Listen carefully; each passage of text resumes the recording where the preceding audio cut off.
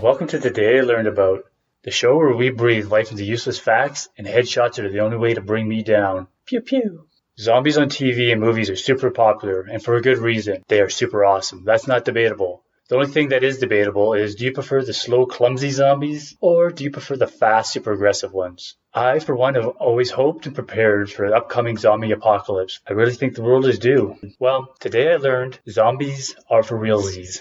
Like all good zombie stories, we start in a happy place overflowing with joy and life, Stalin's Russia.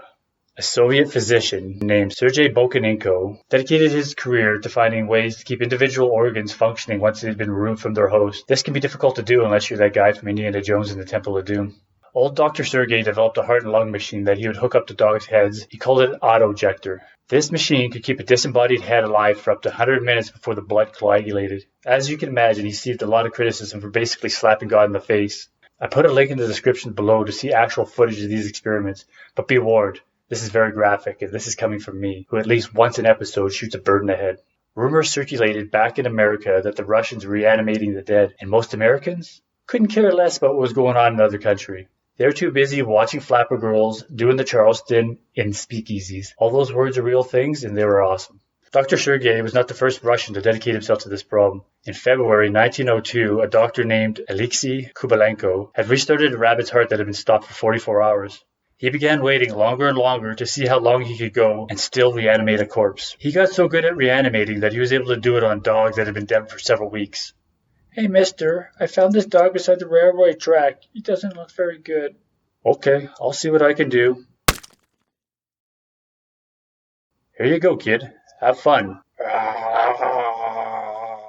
After a while, reanimating neighborhood pets wasn't making this dude's pants tight anymore. So he came up with a concoction. In combination with electroshocks, he tried it on a human corpse that had only died the day before an unsuccessful surgery. Guess what?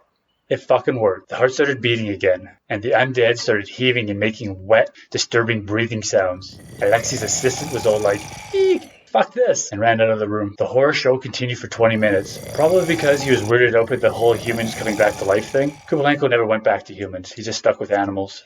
In 1939, Dr. Sergei had heard about Dr. Alexei's human experiments and wanted to exert his own personal flavor of disdain for the laws of nature. He got his hands on a man that only 3 hours earlier had committed suicide. He hooked up the old autojector. He pumped out the thick, cold blood and replaced it with warm, rich, oxygenated blood.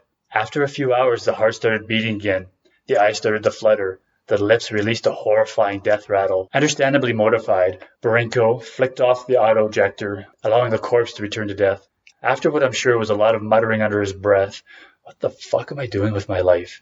he went back to making dead dog heads talk like a bad Milk-Bone commercial.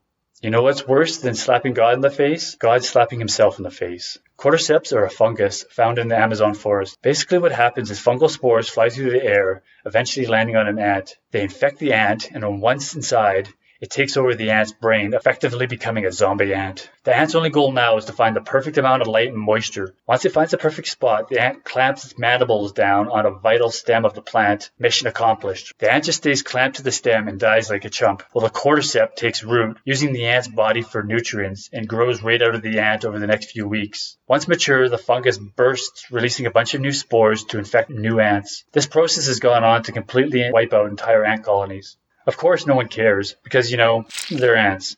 Apparently, this is the inspiration for the zombie video game The Last of Us.